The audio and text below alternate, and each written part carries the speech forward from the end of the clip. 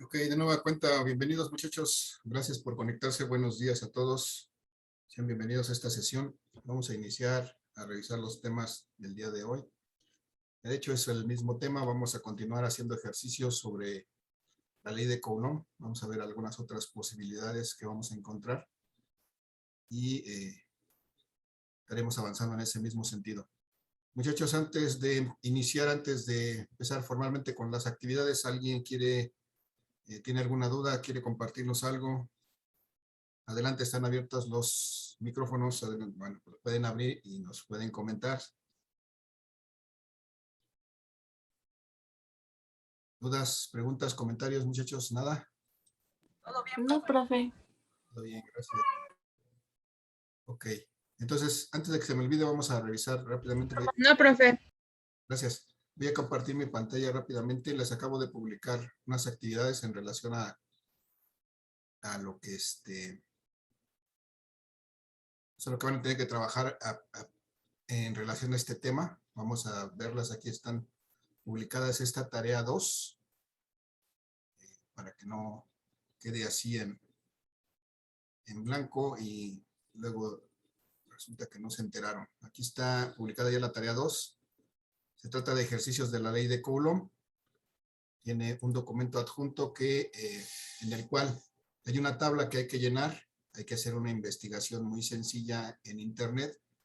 Llenar esta tabla con datos de permitividad relativa y permitividad absoluta de cuando menos 6 materiales distintos. Desde luego ustedes buscarán qué significa eso de la permitividad relativa y absoluta. Elegirán 6 sustancias, incluyendo el aire que ya está aquí puesto, y van a escribir aquí su permeabilidad relativa con sus unidades y su permeabilidad absoluta con sus unidades. Y hay 4 problemitas muy simples que resolver de la ley de Coulomb, que empezamos a trabajar ya y que vamos a seguir revisando en esta sesión. Esa es una primera tarea, una primera actividad pues para los siguientes días. Y tenemos también una simulación de la ley de Coulomb, en la cual vamos a hacer un ejercicio que está descrito en este documento. Ahí están los lineamientos para hacer este ejercicio. Pero vamos a ver ahorita, les quiero mostrar el simulador propiamente en el que vamos a trabajar esta ley de Coulomb para experimentar cómo es el comportamiento de estas fuerzas que se generan entre cargas eléctricas y que están determinadas por medio de esta ley de Coulomb. Entonces vamos a dar oportunidad a mi máquina que responda. No quiso, vamos a darle otra oportunidad más.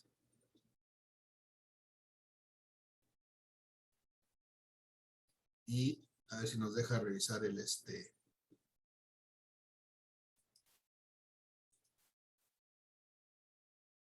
simulador de la ley de Coulomb en estos simuladores PET de la Universidad de Colorado.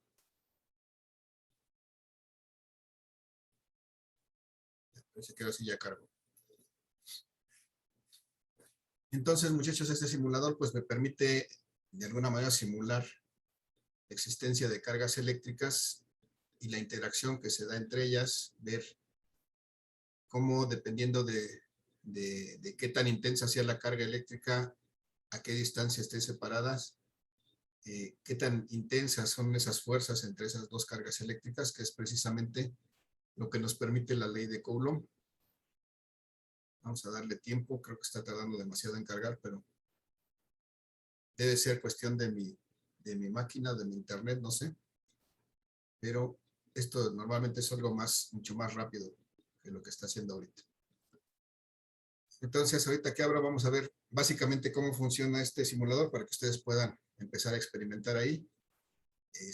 La experimentación será totalmente libre y después de que hayan experimentado, pues ya podrán hacer el ejercicio que está descrito en la hoja que les mostré al principio.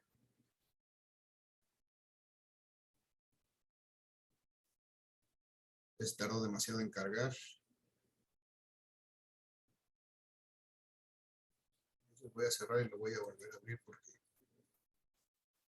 ya no me suena lógico esto.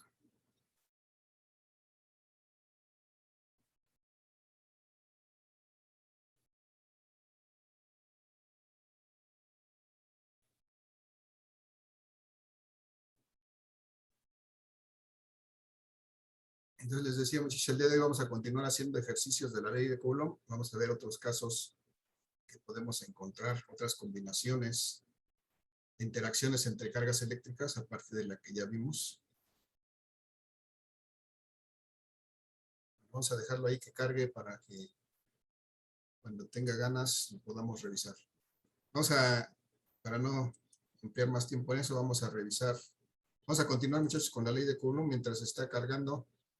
Vamos a revisar lo que vimos en la sesión pasada. Lo último que vimos en la sesión pasada, que fue el cálculo de la fuerza entre cargas eléctricas por medio de esta ley de Coulomb. Y entonces hicimos el desglose de esta ley de Coulomb. Vimos que precisamente las fuerzas que se generan entre dos cargas eléctricas se presentan en dos direcciones, pero que en magnitud son iguales. La que genera una carga sobre la otra y la que genera la otra carga sobre la primera son iguales y las podemos determinar precisamente con esta ley de Coulomb a partir del producto de las cargas, directamente proporcional a ese producto de las cargas, inversamente proporcional al cuadrado de la distancia que las separa. Es decir, mientras más separadas estén, menos intenso. Mientras más cercanas estén, más intensa es la fuerza eléctrica. Y bueno, hicimos este primer ejercicio, muchachos, con dos cargas positivas. Determinamos, si se acuerdan, lo primero que determinamos fue la dirección de estas fuerzas. En el caso de la primera carga, la fuerza que ejerce la primera carga sobre la segunda, pues eso le llamamos la fuerza 1-2. Y en el caso de la fuerza de la izquierda, es la fuerza que la carga 2 ejerce sobre la carga 1. Y vimos que esas dos fuerzas en magnitud son iguales, pero como son vectores, son fuerzas que tienen características vectoriales, es decir, tienen, además de su magnitud, tienen dirección y sentido, pues ya escritas como vectores son diferentes, no son exactamente iguales, solamente son iguales en magnitud. Y vimos que la magnitud la calculamos por medio de la ley de Coulomb, mediante esta expresión que está ahí resaltada en este recuadro, y al final llegamos a experimentar estas dos fuerzas, bueno, a expresar más bien estas dos fuerzas en forma polar, ya como vector, ubicando estas fuerzas dentro de un sistema de referencias, un eje cartesiano, pudimos determinar sin ningún problema la magnitud y la dirección de cada una de estas fuerzas y expresarlas en forma polar. De aquí tendríamos que pasar a una forma unitaria y porque nos va a ser más útil más adelante para sumar los vectores, pero por el momento la vamos a dejar aquí. Vamos a ver en el siguiente ejemplo, vamos a retomar esta parte. Muchachos, hasta aquí el resumen de lo que vimos en la sesión pasada. ¿Alguna duda, alguna pregunta, algún comentario? No, profe, todo bien. Vale, si hay No, dudas, profe.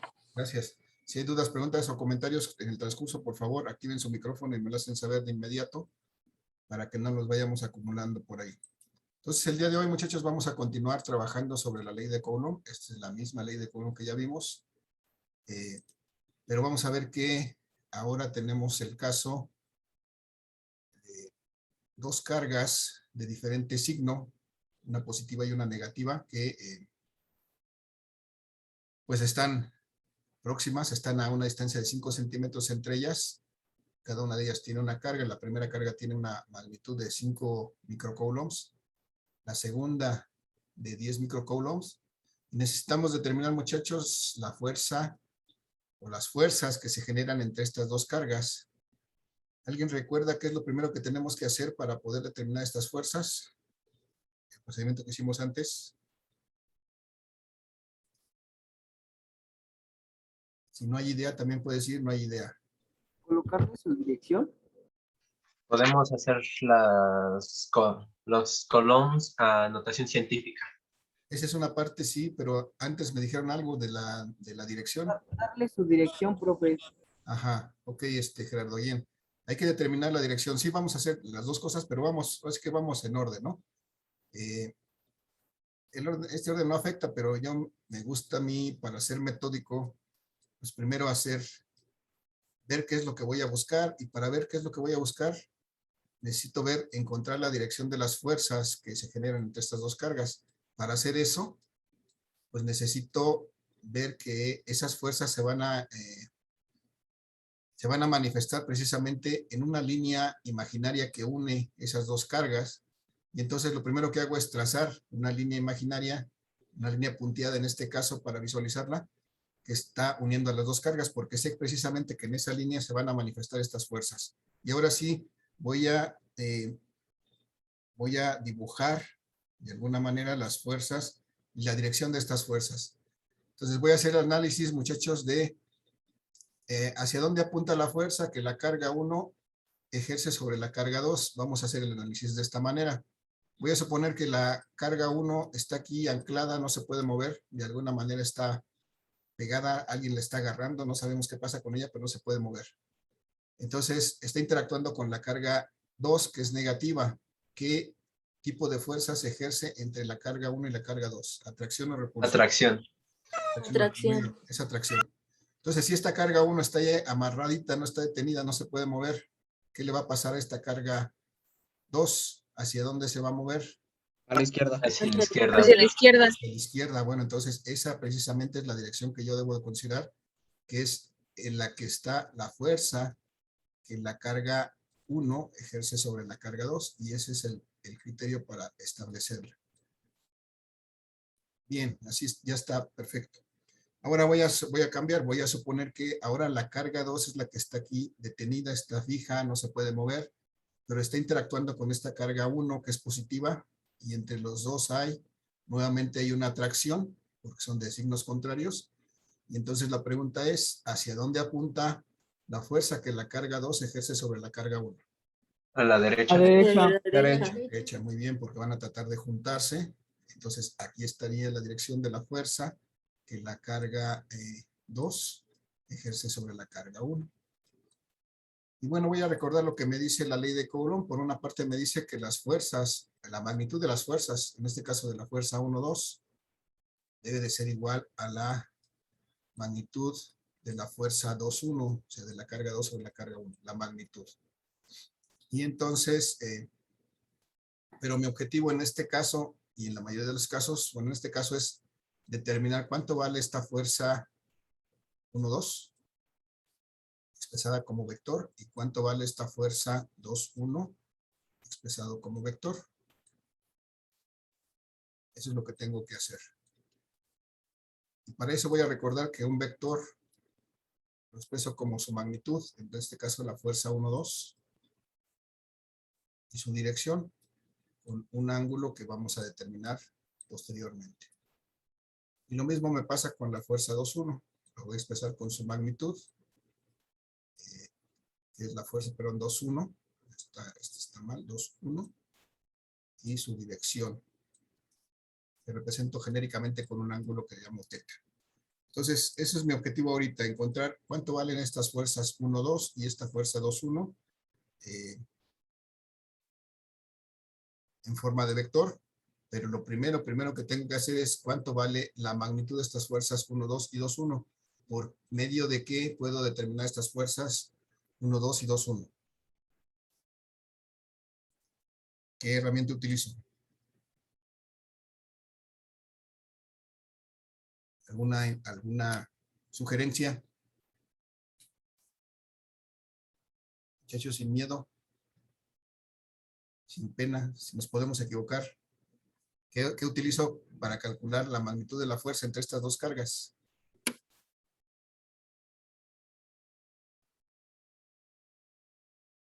Hola, ¿sí me escuchan? Sí, profe. Ok. Entonces, ¿cómo determino cuánto vale la fuerza que la carga 1 ejerce sobre la carga 2? ¿A qué es igual Pues eso? ocupamos La esa fórmula. fórmula. Ajá. Como la fórmula de L de Coulomb, simplemente eso es lo único que hay que decir.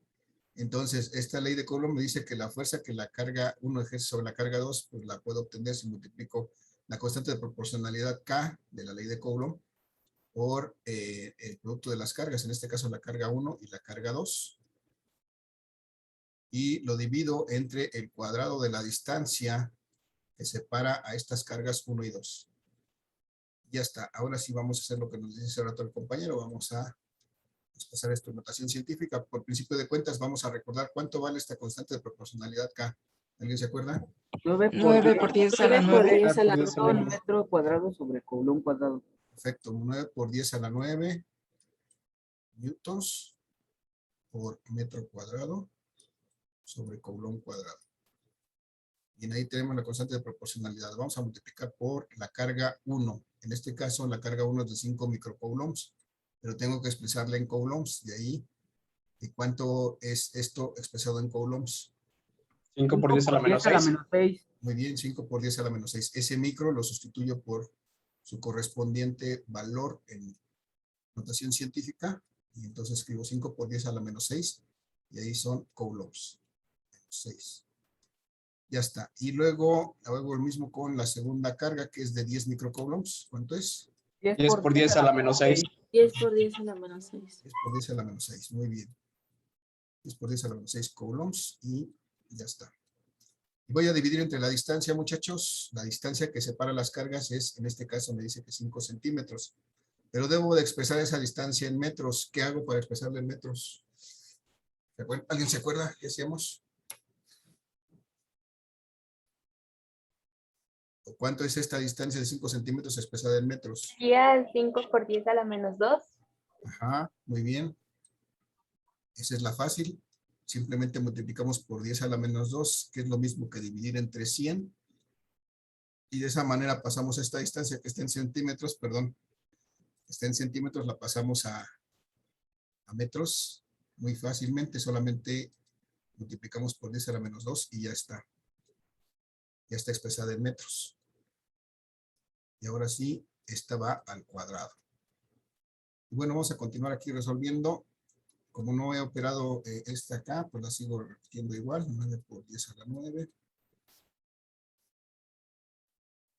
Cuadrado, coulomb cuadrado. Y ahora sí vamos a operar el numerador de esta fracción. ¿Cuánto es? 50 por 10 a la menos 12. Muy bien. Multiplico los coeficientes. 5 por 10, 50. Y multiplico las potencias. 10 a la menos 6 por 10 a la menos 6. Me da 50 por 10 a la menos 12. Muchachos, ¿alguien tiene duda de dónde salió eso? No, profe. Perfecto. Entonces, también recuerden que es física, tenemos que multiplicar las unidades. Coulombs por coulombs me da coulombs cuadrados. También las unidades van contando. Y bueno, abajo, muchachos, tengo que elevar al cuadrado 5 por 10 a la menos 2. ¿Cuánto es el cuadrado de 5 por 10 a la menos 2? 25 por 10 a la menos 4. A la menos 4, ¿no? 25 por 10 a la menos 4. ¿Qué hago? Pues tengo que multiplicar ese número por sí mismo. O simplemente lo que veo es que tengo que elevar al cuadrado del 5, me da 25, y elevo al cuadrado 10 a la menos 2. Y eso es multiplicar su exponente por el de afuera, menos 2 por 2, menos 4. Ya está. Entonces ya tengo aquí, perdón, aquí tengo metros cuadrados, porque también los metros los elevé al cuadrado. Y entonces puedo ir reduciendo mis unidades. Metros cuadrados con metros cuadrados. Coulombs cuadrados con coulombs cuadrados. Solo me queda newtons. Es la unidad de fuerza precisamente que estoy buscando. 9 por 10 a la 9 newtons. Y vamos a resolver entonces ahora esta fracción. ¿Cuánto es 50 por 10 a la menos 12 entre 25 por 10 a la menos 4? 2 por 10 a la menos 8. 2 por 10 a la menos 8. ¿Qué hago? Divido 50 entre 25 y eso me da el 2. Y luego, ¿qué hago? Pues divido 10 a la menos 2 entre 10 a la menos 4. Lo que hago es prácticamente subir esto, cambiarle de signo. Y entonces multiplico 10 a la menos 12 por 10 a la menos 4. Me da menos 12 más 4 por 10 a la 8. Perdón, a la menos 8. Menos 12 más 4 por 10 a la menos 8. Y aquí ya no tengo unidades. ¿Alguna duda? Profe. ¿Sí? ¿Dónde salió eso? Sí. Sí, ¿qué le hizo a las potencias? Perdón. Lo que hice fue pasar este 10 a la menos 2, este 10 a la menos 4, pasarlo al numerador, y entonces aquí me quedó por 10 a la menos 12, y ese 10 a la menos 4 que estaba en el denominador, me quedó en el numerador por 10 a la 4. Y entonces reduzco simplemente como una multiplicación. Eso es lo que tengo que hacer cuando paso una cantidad de un numerador, de un denominador a un numerador, tengo que cambiarle de signo a su potencia. Entonces, eso es lo que hice aquí. El producto de 10 a la menos 12 por 10 a la menos 4, pues me da 10 a la menos 8. ¿Sí? ¿Dudas ahí, muchachos? ¿Hay dudas, preguntas ahí? Porque ese es importante. No, ya no, gracias, profe. Ok. Entonces ya está. 9 por, ahora nada más necesito resolver esto. 9 por 10 a la 9 por 2 por 10 a la menos 8. Entonces tengo 9 por 2, 18. 10 a la 9 por 10 a la menos 8, ¿cuánto me queda? Por 10 a la 1. Por 10 a la 1. Nada más por 10. Muy bien. Por 10 a la 1 y 10 a la 1 es 10. Entonces 10 por 18 me da 180. 180 newtons. Y entonces ya determiné cuánto vale esta fuerza. La magnitud de esta fuerza que la carga 1 ejerce sobre la carga 2 es exactamente igual a 180 newtons.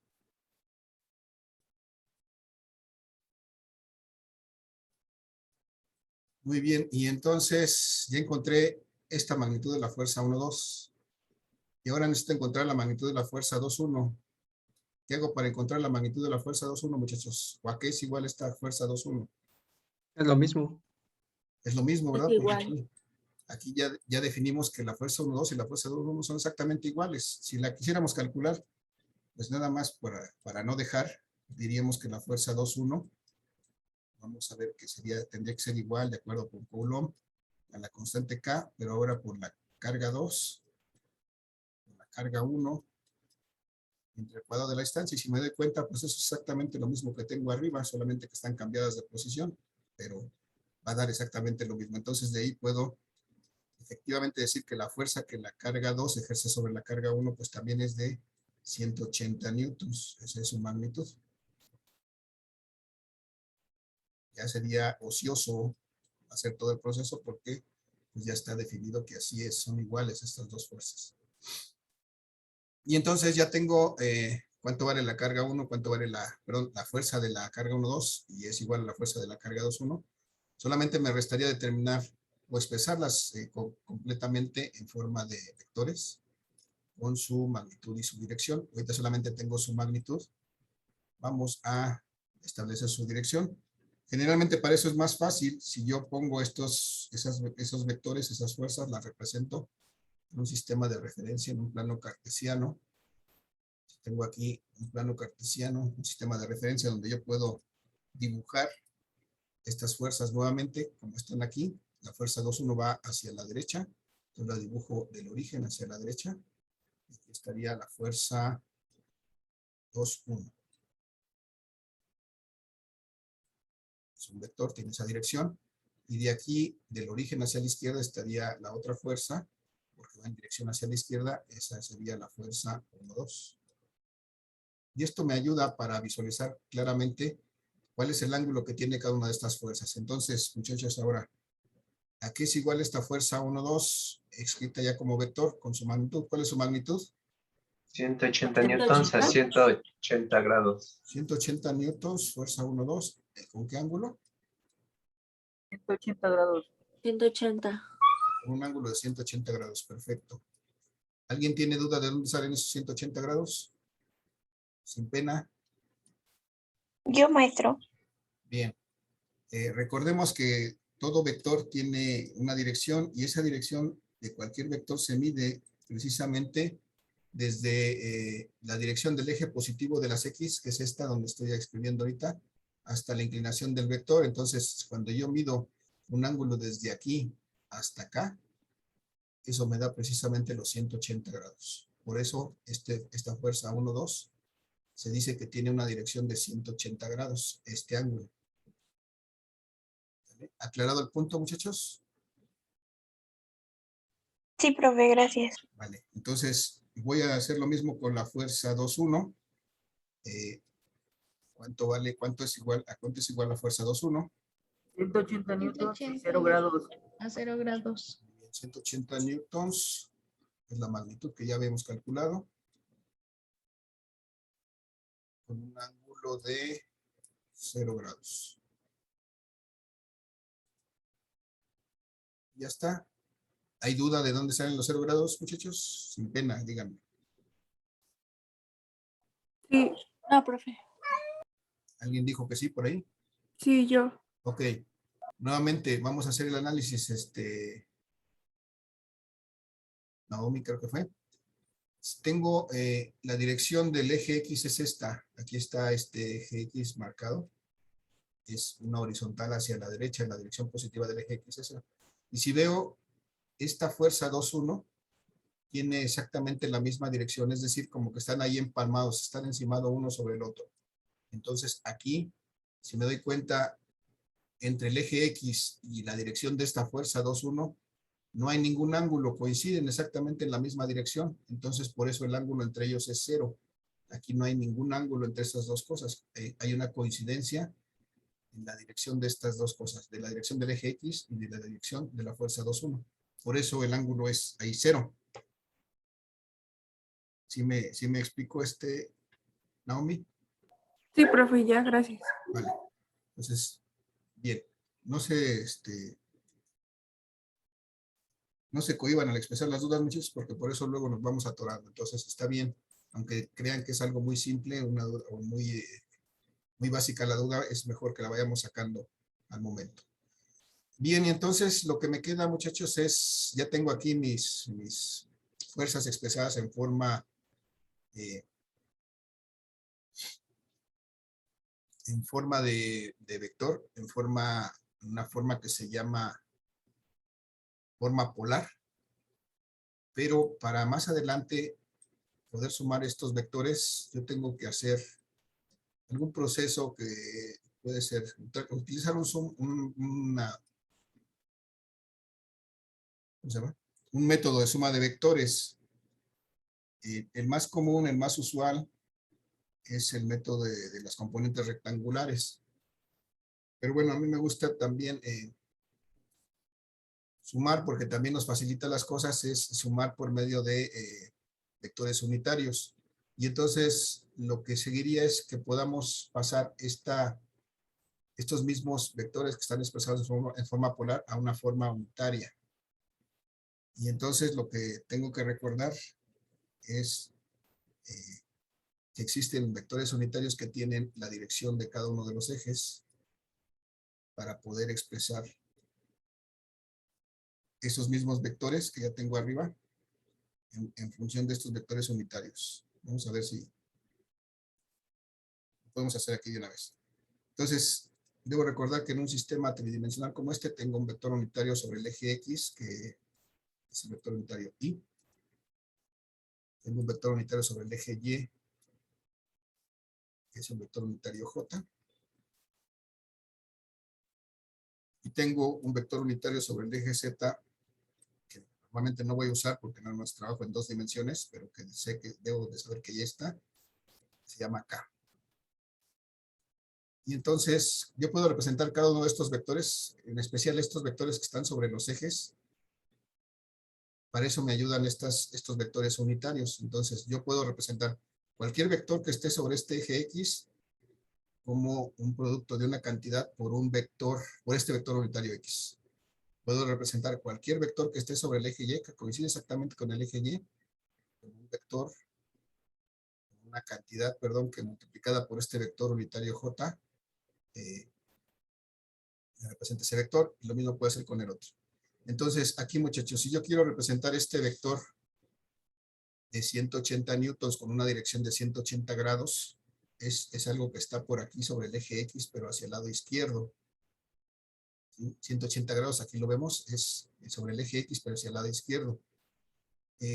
¿Cómo podríamos representar esto en forma unitaria? Ya lo hicimos creo que en la resolución del diagnóstico, de la evaluación diagnóstica, pero aquí lo tenemos que ir retomando. Muchachos, ¿alguien sabe cómo puedo representar la fuerza 1, 2? Que sería igual expresada en forma unitaria. 180 newtons y 180 newtons. Y nada más hay un pequeño problema, está bien, la magnitud, 180 newtons, nada más que hay que ver que en este caso está, este vector va hacia la izquierda, entonces va en sentido negativo, entonces tendría que agregar el sentido negativo, y ahora sí multiplicado por este vector I. ¿Vale? Este signo negativo me dice que esto es negativo, es decir, que va hacia la izquierda del eje X, y este vector unitario I me dice que está precisamente sobre el eje X. Entonces, muy bien, ahí estaba casi le pegamos. Ya está expresado este vector en forma unitaria. Ahora, de forma similar, ¿cómo podríamos expresar el vector fuerza 2, 1 en forma unitaria? Que sería igual. Sería igual a 180 newtons J, creo. 180 newtons. no sería Y I. también. Ok. También I, porque está sobre el eje X. Sí, perdón. Cuando esté sobre el eje Y, entonces sí lo multiplicamos por J, pero aquí nada más está sobre el eje X. Entonces, esto ya estaría bien representado, pero como generalmente vamos a tener componentes en X y Y, pues normalmente vamos a determinar esto como una suma, tanto de vector unitario I más el vector unitario J. Entonces, como no tiene nada en J, pues simplemente le agregamos J para irnos acostumbrando, 0J, y aquí 0J, y ahí estarán escritos completos. Pero bueno, ahí vamos entendiendo esto. Hasta ahí nos quedamos en este ejercicio. Vamos a retomarlo en el siguiente ejercicio para ver cómo vamos a ir complementando. Bien, muchachos, entonces, ¿alguna duda, alguna pregunta, algún comentario con respecto a este? Muchachos. El 0i, ¿por qué se pone? Es el 0, es J lo que pongo después. 0J, porque estos vectores no tienen ninguna componente en el eje Y. Vale 0, o sea, solamente están alineados exactamente con el eje X. Vamos a ver más adelante que hay vectores que pueden tener una cierta inclinación y entonces van a tener una parte en X y otra parte en Y. Ahorita no hay nada en Y. Si vemos, todo está sobre el eje X. Por eso esta J vale 0. Ok, gracias. ¿Vale? Más adelante que lo veamos, a ver si ahí aclaramos un poquito más esto. Hasta ahorita vamos a quedarnos con esto, ¿está bien? ¿Alguna otra duda, muchachos, antes de pasar a lo que sigue? ¿Es algo No, profe. más completo? Vale. Maestro, Sí, adelante. yo sí tengo una duda. Dime. ¿Por qué en F12, en donde dice unitaria, es menos 180 newtons J, creo, hoy? Creo que sí. Menos 180 newtons y Ajá. Sí. el signo negativo lo doy porque está en esta dirección, en la dirección negativa. Recuerda que en el eje X los positivos están hacia la derecha y los negativos están hacia la izquierda. Como este vector F12 está en dirección hacia la izquierda, entonces lo debo de considerar negativo. Y entonces, este vector unitario Y me dice que está en esta dirección del eje X, o bueno, podríamos verlo también de esta manera. Aquí ya definimos en este sistema tridimensional el vector I, J y K, pero también existen los vectores menos I, que sería este. Menos I, que es este. Aquí tendríamos hacia abajo, tendríamos el menos J. Y hacia acá atrás tendríamos el menos K. Y entonces, si nos damos cuenta, este vector F12 coincide precisamente con el vector menos I. Entonces, multiplicamos la magnitud de 180 por menos I, pues me da menos 180 metros I. A ver si aclaré un poquito. Sí, maestro, gracias. Ok. Gracias, muchachos. ¿Alguna otra observación, muchachos? ¿Comentario? ¿Una pregunta? ¿No? No, profe. Vale, vamos al siguiente ejercicio. No, profe. Ya me comí un poquito de tiempo, pero vamos al siguiente ejercicio. Ahora resulta que todo estaba muy bien cuando éramos una pareja. Podía haber atracción o podía haber repulsión y no había ningún problema. Pero resulta que las cosas empiezan a complicar, empiezan a hacerse más enredadas cuando entra un tercero en discordia, ¿no? Y eso lo vemos hasta en la vida real y pasa hasta en las mejores familias. Cuando somos una pareja, pues hay coincidencias y desencuentros, pero cuando somos tres, cuando entra un tercero en discordia, pues ya empiezan a complicarse más las cosas. Y ese es el caso de este ejercicio. Ahora tenemos tres cargas que están interactuando entre sí. Y entonces tenemos que encontrar cuál es el efecto, ¿no? ¿Quién predomina? ¿Quién gana? ¿Quién se queda con la chica? Entonces aquí vamos a ver cómo esta carga pues, va a tener una cierta influencia sobre la carga 2 y cómo la carga 3 va a tener una cierta influencia sobre la carga 3. Y va a haber algún vencedor. Entonces es lo que vamos a determinar en esta ocasión, porque cuando tenemos una situación como esta, lo que tenemos que calcular es una fuerza resultante. Una fuerza resultante, en este caso sobre esta carga 2. Y voy a recordar que una fuerza resultante, en este caso que está conformada por dos fuerzas, pues va a ser igual a una suma de fuerzas. Tengo que ver que la carga 1 ejerce una fuerza sobre la carga 2 y que la carga 2 ejerce una fuerza sobre la carga 3 y al final tengo que sumar esas fuerzas para encontrar cuál es el resultado, con quién se va, si con melón o con sandía. Pero eso lo vamos a ver en la siguiente sesión. Bueno, después de la pausa de los 2 minutos, porque nos quedan solamente unos segundos de esta sesión. Solamente nos quedamos con esta pregunta, muchachos. Ahorita que regresemos, vamos a determinar qué dirección tiene la fuerza que la carga 1 ejerce sobre la carga 2 y qué dirección tiene la fuerza que ejerce la carga 2 sobre la carga 3 sobre la carga 2. Vale, lo hacemos al regreso. Vamos a la pausa de los 2 minutos. Los veo, nos reconectamos.